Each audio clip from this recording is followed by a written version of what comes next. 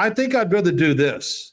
Yeah. I think I'd rather go into the top of the draft instead of we can do the giant quarterbacks at another time.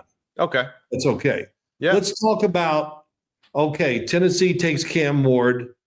Now, what happens with the second pick? Let's do it two ways. Do you think Shedeur Sanders, do you think he's high on the radar for the Cleveland Browns? I should have looked. Who are the Cleveland Browns? Do you remember who's on their roster now? I forgot. So the Cleveland Browns, all right, I'll have that up here for you in a second. On their roster currently, Deshaun Watson and Kenny Pickett are the only two quarterbacks that they have now that Jameis is left and is now a New York Giant. And they've also traded away Dorian Thompson-Robinson to the Philadelphia Eagles for Kenny Pickett. Wow. So that's what they have at the current moment. Wow. What does that say to you? Well, biggest team needs, quote unquote, for the Cleveland Browns, according to some of the NFL experts in the article that I'm reading here. So edge rushers would be one, quarterback is second, offensive tackle, wide receiver, and running back. So basically the whole damn team on offense and an edge rusher. But yeah, that is what the team needs. They're 3-14 from last year. And of course, the biggest issue I think that they've had is the point that we made for Brian Callahan and the Tennessee Titans. Just they're working around their quarterback. They've been working around their quarterback for the past 5 decades now. And that's really the issue for the Cleveland Browns. So do you think Shedeur Sanders fits well into a Cleveland Browns Kevin Stefanski offense? Boy, that is a good question. I've been thinking about it for days, really, to see, because I really have, because I'm thinking, okay, it's all about the Giants. That's why I was thinking about it all the time. Will they? You're thinking about it very selfishly, Phil. Well, whatever. Hell, I worked for the Giants last year, so what the hell? I'm gonna root for them too. Yeah. But I'm just trying to think of it this way. Let's say they do take Shedeur Sanders. I'm thinking about it. Does that fit? I just don't know if the fit at Kevin Stefanski, what they do on the offensive side, what I see, I know what they like to do. Does that fit Shedeur Sanders well? And the fact that they only got, like you said, those two guys on the roster right now, that concerns me too. I mean, what are we going to do? We're going to draft later? It's the old thing. We need to fix the quarterback position before we think we can have a good team. Yeah. Do they do that? I've never really felt like they would draft Shedeur Sanders, but I think as time is going on, I'm starting to go, if they don't draft him, then they're going to draft Abdul Carter. Right. And, from Penn State. Oh, my God. Myles Garrett, Carter on the other side. Woo. It's not bad. Yeah, it's not bad. I mean, we'll talk about him in a few minutes. But so I'm kind of confused. I think the question I want to ask you, let's say they take Travis Hunter or Abdul Carter. Just your thought. Do the Giants take Shedeur Sanders then? Ooh. I don't think they will. I think the Giants would take Cam Ward if for whatever reason he was there at 3. Well, yeah. Well, okay, go ahead. Well, I'm just saying, I think they would take Cam Ward if he was available. I don't know if the Giants would take Shedeur. I think there's a reason why they went out and got Jameis and Russell. And I think that's an insurance policy for if they don't get their guy, which I believe is Cam Ward, that they're going to roll with the crew that they have already. And maybe they find someone later in the draft that they can draft and maybe say, all right, we can add him to the quarterback room as well. But we're really focused on just the 2 guys that we have at the current moment. I think no matter what, they will add a quarterback. Even though they got 3 right now, I still think they'll add one. But go ahead. Sorry. Yeah. No, I agree. I think that they'll add a quarterback. I just don't know if they're going to take Shedeur at 3. And I'm curious. I just don't know if Shedeur and Daboll and all of that. I don't know. I really, would I like to see it? Hell yeah, I would. I would love to see it. I would love to see what that would look like. I do think Shedeur would be able to endure being the quarterback of the New York Giants in this area and everything that comes with it. So I like that aspect of him a lot. Yeah. But I still think that the Giants would probably prefer Cam Ward as their guy. And if they can't get him in the first round, there's other team needs that they need to mark off and get rid of during this draft. All right. So I'll say this. Shedeur Sanders will, like you said, be able to handle New York. His personality, which is real. So like him or not, I don't care if you like him or not, whatever. His personality is going to fit the team. And you know what? It's going to fit the coach. Brian Daboll, he's like a lot of coaches that I've been around in my life. They want their quarterback to invigorate people, to practice a certain way. Sometimes it's even talk that is good for the team by the quarterback. Not to get up in front of them and do that, but to just manage people and practice to do all that. And, that's what I see from him. He's not afraid, I would think, to speak up, to tell linemen this, whatever. And, that's just part of being a leader. There's many ways to be a leader. We all know that. There's guys that are super quiet and they're great leaders. And then there's a big mouth group over here. They're great leaders too, because they know exactly how to treat and act around all the people. So, it's I guess the one thing that pulls me back and saying if they don't take him, that I just look at two players. And Travis Hunter, let me just say this, Matt. Joel Klatt and Gus Johnson, I apologize, because I would watch them damn games and I go, can we just stop talking about Travis Hunter and Shedeur for 1 minute and watch the rest of the guys? And as I studied them, I go, maybe they didn't talk about him enough, because, Matt, Travis Hunter is a phenomenal wide receiver. Yeah. He's going to be a wide receiver in the NFL. I've been saying that for the longest time. Now, you study him every week. Well, it just because we would have this discussion essentially on the ESPN show that we'd have for college football, me, Scooby Mageza, and Sam Ravage. And of course, we discussed the Colorado Buffaloes and of course the two players, Shedeur and Travis, a ton. I always lean towards the offensive side for him. Now, Scooby thought that was because I was a quarterback and I was just being selfish. And you know what? He's partly right with that. No. But, it's still, I think it's easier for Travis to improve his skill set and his route running on the offense side of the football than it is for him to fit in the perfect defense going forward. Now, his IQ, as far as football goes, on both sides of football is extremely high. He has great field awareness. He has unbelievable talent for timing and ball skills and knowing when to jump and knowing how to high point the football and all that. And that stuff is so underrated when we evaluate young football players. And to have that guy on offense, I think, is just absolutely tremendous.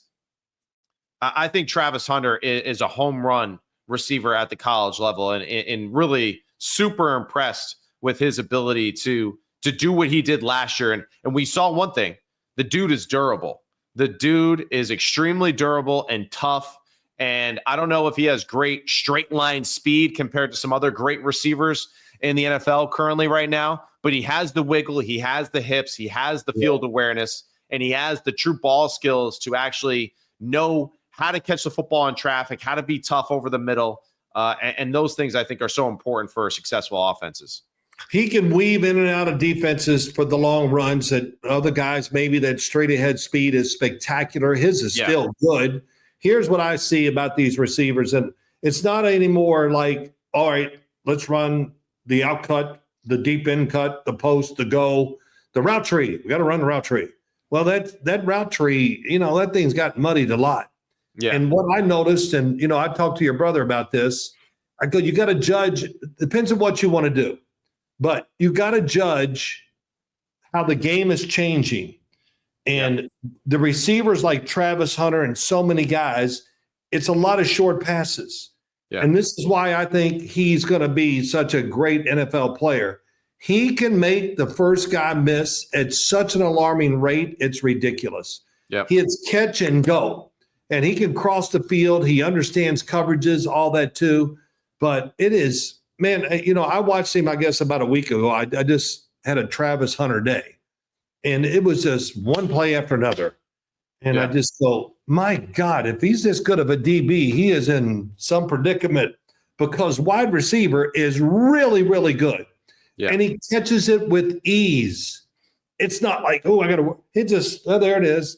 Turn my head, I'll catch it. And like I said, he can stop, go around people. He can catch them now, run you with the football across the field, down the field. And you said it, there is such a thing as just athletic instincts. Some people can play anything, and he's one of those guys. I think for sure he'll be a wide receiver, and maybe they'll put him in there for a small group of plays on the defensive side. And the other thing is, where can you play longer, Matt, and make a lot of money? Wide receiver or defensive back? Probably receiver. I'd rather be a receiver in this world now. Yeah. Well, I mean, we just saw Stephon Diggs get a great contract from the New England Patriots off of a torn ACL week 8. He's questionable to be ready to go for week 1, but yet the New England Patriots, they need stars. They need game breakers on the offense side of the football. They're going to pay Stephon to come in and to help their young quarterback flourish in the NFL as a legitimate franchise starter. And they're going to pay Stephon to help him do that. And for Travis Hunter, I think he'll have that ability too. I think Barron, Will Johnson, Hairston, he's a corner from Kentucky. I think all these guys are just as good, maybe better than Travis Hunter as just like a pure corner defensive back prospect goes. But as far as receiver, or as far as his ability, as far as football IQ, no doubt it is as high, if not higher, than all those guys that we just listed. The problem is you got to be in a system that plays into that well. So at Colorado, he wasn't asked to play a ton of man-to-man coverage, played a lot of zone, read the quarterback, made great instinctual plays. We saw that time and time again on his film. And that's where it's like, he's like a Richard Sherman-esque for the Seattle Seahawks. If he's in the right system that plays to his strengths and he could just play the football and read and understand the big picture stuff, he's going to do great. But the safest thing for him, like you said, is get the damn ball in his hand and let him be consistently the guy who catches and make tough catches for you. That's really the biggest thing. He makes a lot of tough catches throughout that tape with body contorted, lower body going this way, upper body going this way. Makes a lot of great catches. 2 other guys, too, that are on that roster for Colorado. Jimmy Horn Jr., not sure where he'll go in the draft, but he's an NFL football player, really good player. And LeJontay Wester, another good football player that played receiver for the Colorado Buffs. So Shedeur Sanders was not deprived of really good skill players. No, he was deprived of a good offensive line, but skill players, he had ballers. And all 3 of these guys, I think, are going to make impacts on NFL rosters in years to come. Let me say this about Travis Hunter. Yeah. His attitude that you pick up on the field reminds me of one guy in the pros. Currently, right now? No, he's retired. Probably should be in the Hall of Fame or go to the Hall of Fame. Steve Smith. Oh, wow. Just angry. Wow. God dang, I don't know. See, I don't know if it's like that, but I know what you're saying. He might not have had the actions, but I mean, he plays so hard. Yeah. And, it's Steve Smith played hard. He could talk an unbelievable game. Yeah. Everything. But it just, the fact that how they played, it just was, man, they just love the action. And by God, it's never good enough. That's right. That wasn't good enough. I got to have more catches. I should have. And, Steve Smith being around him, man, he has that attitude every single day of his life. Yeah. He walks into a room. Well, that's the thing. I was like, I understand what you're trying to say for Travis Hunter, but it's not quite Steve Smithish, but I know what you mean by that. Yeah. I mean, flying into the field. Yes. Okay. Last thing here real quick. Yeah. Go. Real quick, we'll talk it out. That's all good. Let's say the Cleveland Browns don't take the quarterback. Yeah. And they take Abdul Carter. Okay. Now what? So, do you look at that and think that would be the pick for them, for the Cleveland Browns? Or, just kind of, what do you think about Abdul Carter and what the match would be, the match for the Cleveland Browns? Well, I think the Cleveland Browns situation, right, currently as it stands, if you add Abdul Carter opposite side of Myles Garrett, they're a team that, yeah, you might beat them, but damn, you're going to get hit a lot, and it's not going to be fun. And you got to endure the fact of, man, how the Cleveland Browns a 500 football team? And you watch the film and you're like, man, this quarterback just gets obliterated every single snap. So I think that's really what it is. Now, is it great team building? Absolutely it is. Does it solve all their problems offensively? No, it does not. Yeah. But, it's still, you're adding a really good football player that can rush the passer. And we've heard this time and time again with the scouts that we talk to. It's really simple. Do you have a quarterback that makes explosive big time plays that you can lean on? And then also, can you rush the passer in critical situations and hit the quarterback? And for the Cleveland Browns, we know that they can't do the first part, but damn, they're going to be able to hit the quarterback. So that's a good thing for them. Now, all right, they pick, let's say, Abdul Carter at number 2. What do you do if you're the New York Giants with the remaining big board that's left? So you got it's Shedeur. It's 2 guys there. It's Shedeur or Travis. I would think so. Okay. I think if the Cleveland takes a quarterback, if the Giants, I think they'd take Abdul Carter. Okay. I mean, so if Cleveland goes with Shedeur, New York Giants, you're saying go with Abdul Carter. God, listen, nobody tells me anything. I don't ask them because I really don't want to know. But, I don't know if I trust anybody to tell me secrets or whatever. But, yeah, Abdul Carter, man, I mean, hey, you got to have guys that hit the quarterback, and all of a sudden the Giants would have a lot. Thibodeau, Carter, and then, of course, inside they got Dexter Lawrence. I mean, it's not, if they can, it's real. Abdul Carter to me, and I wrote my notes. I kind of forget what I say sometimes, but I wrote, I hate to do it, but I'm going to do it. He reminds me, he's the words that, we only hear on drafts: pliable, flexible, get low, come around the corner. He can line up anywhere and be an impact player almost on every play. Yeah. He's a smaller Micah Parsons, but man, is he nimble as hell. Yeah. And it reminds me of Lawrence Taylor. It does.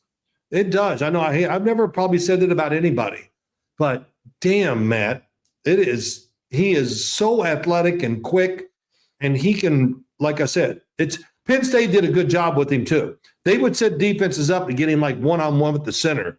And, it was like the center couldn't even touch him. He's around him and like that. But he's really, man, it's special. He's special. And it is. I mean, the first thing that I think that you notice when you watch Abdul Carter is just the get off is legit. His first 2 steps are extremely fast. They're quick. They're low to the ground, like you said. He is able to do that little Spider-Man walk around offensive tackles constantly, where it seems like he's a foot off the ground, and he affects the pocket tremendously, consistently. And what he was able to do against Boise State with only one damn shoulder, mind you, was absolutely tremendous. His speed and get off alone by itself is really that game changing. And for the New York Giants in their situation, haven't gotten what they expected or wanted from Kayvon Thibodeau yet. But if there was anyone that would help Kayvon Thibodeau more with his one-on-one opportunities, it would be Abdul Carter.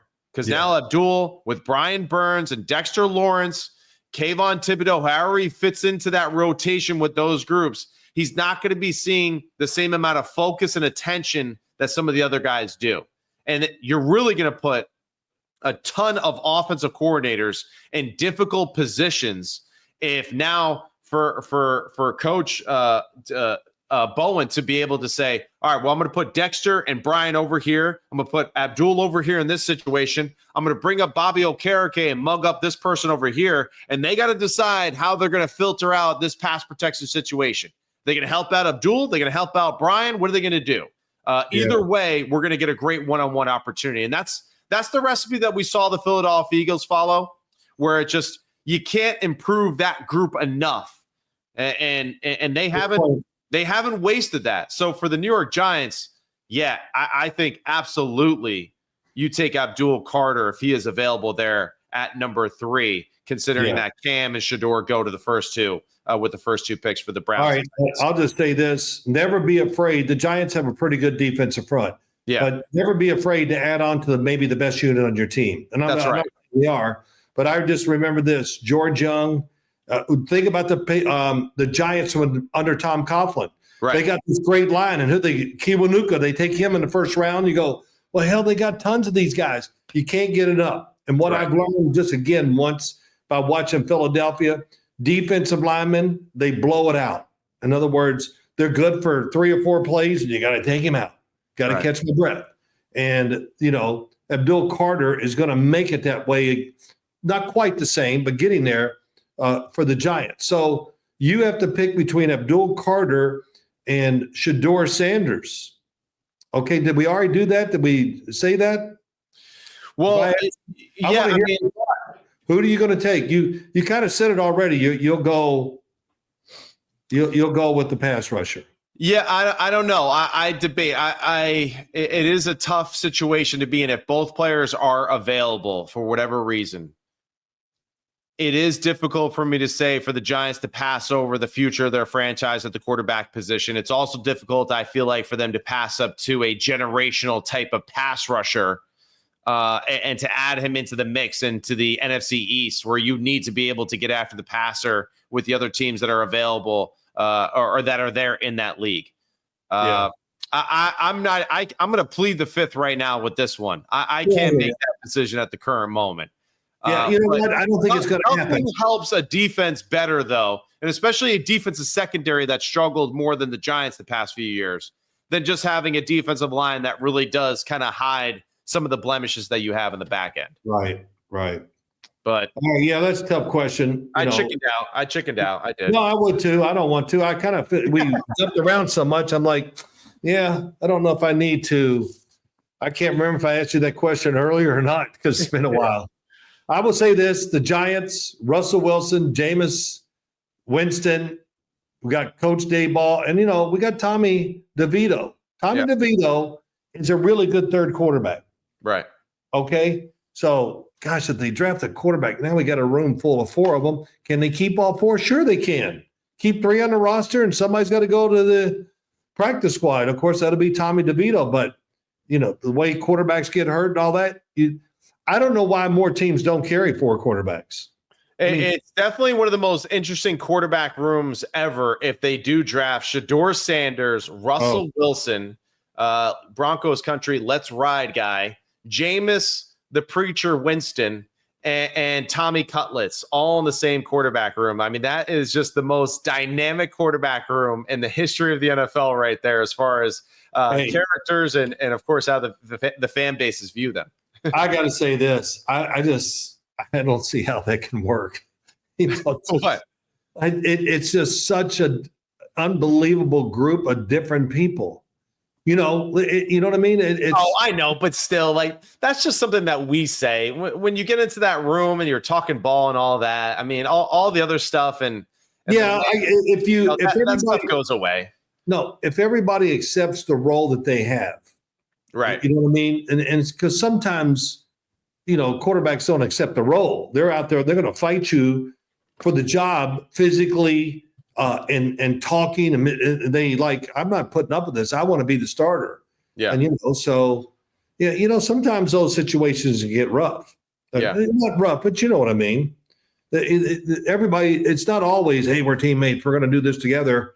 It's an interesting thought. Yeah. There could be some awkwardness there. Yeah. But there's no doubt that the hierarchy has already been set as far as just how the players are being paid and compensated by their contracts. Yeah, right. Russell's the day one starter. Jameis is the backup. Tommy, continue to earn your keep. And if we add someone else, that's where everything potentially changes. Because if you add a Cam Ward or a Shedeur Sanders into the mix now, all right, now you're getting into, all right, Russell, you're the guy until you're not the guy, and you kind of know that. Jameis, you're basically just the ace up the sleeve that we have in case the first two guys don't do so well, if we have whatever injuries and all that kind of stuff. And then Tommy, again, it's just we'll see.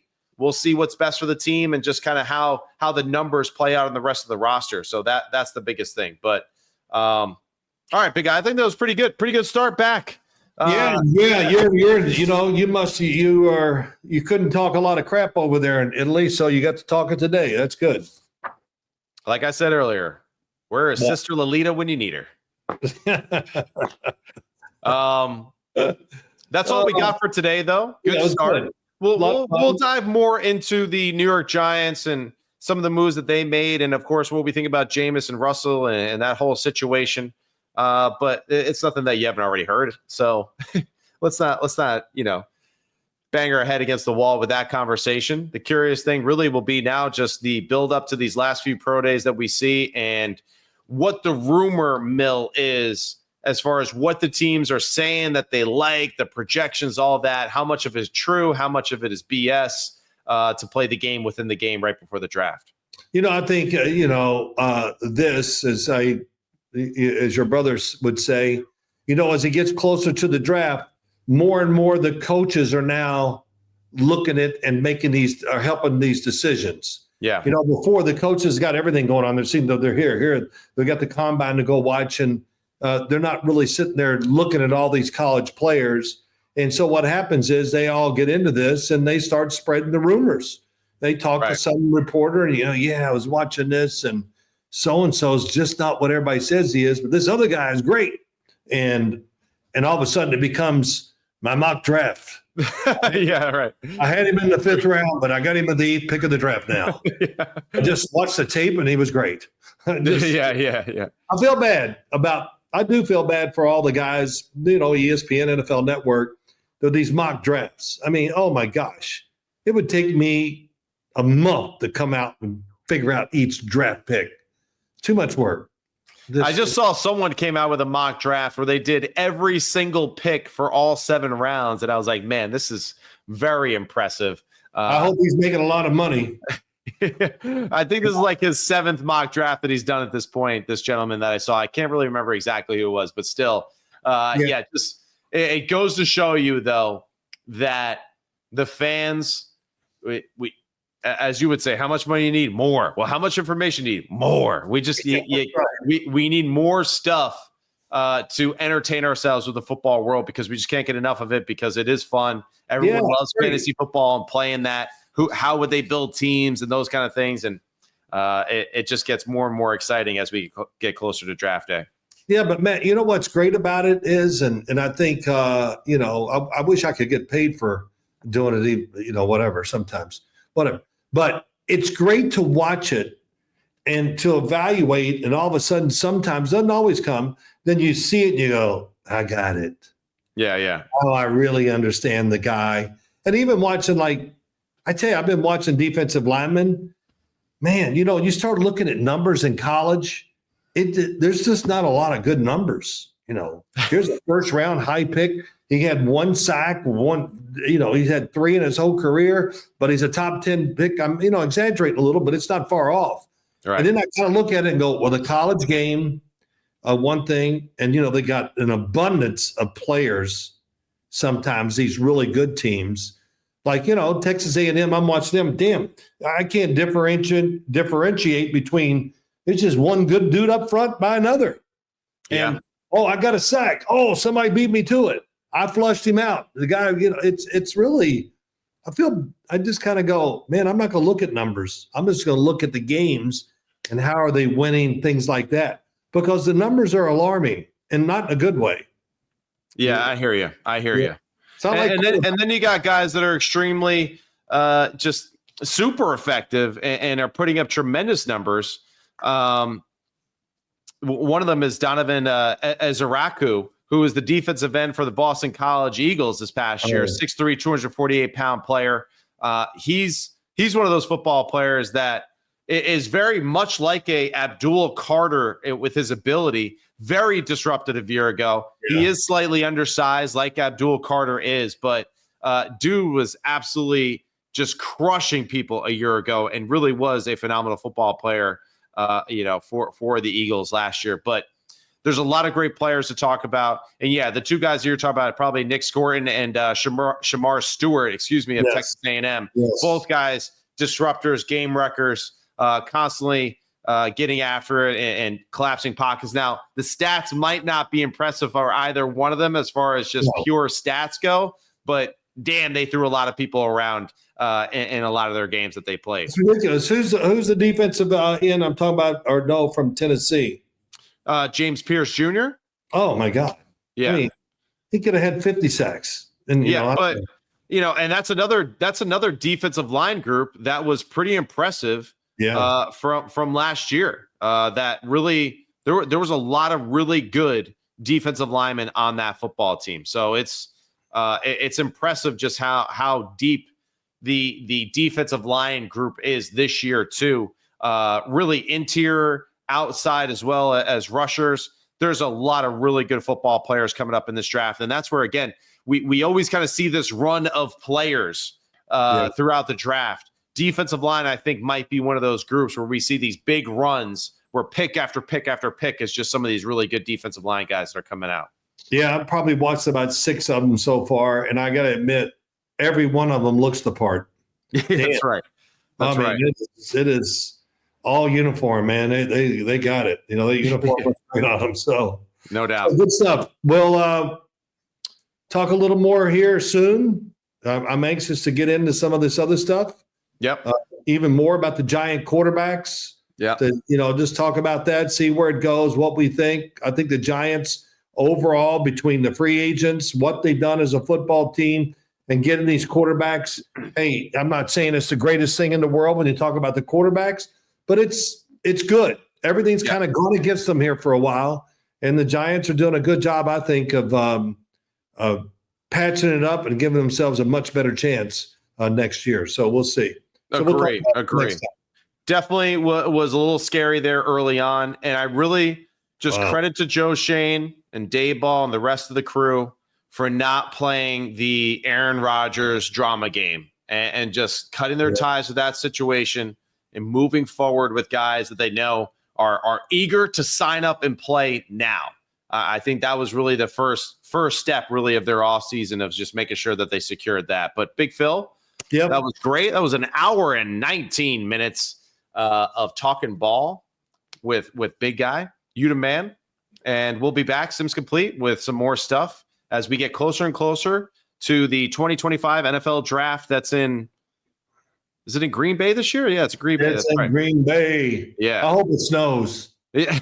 It'll be great.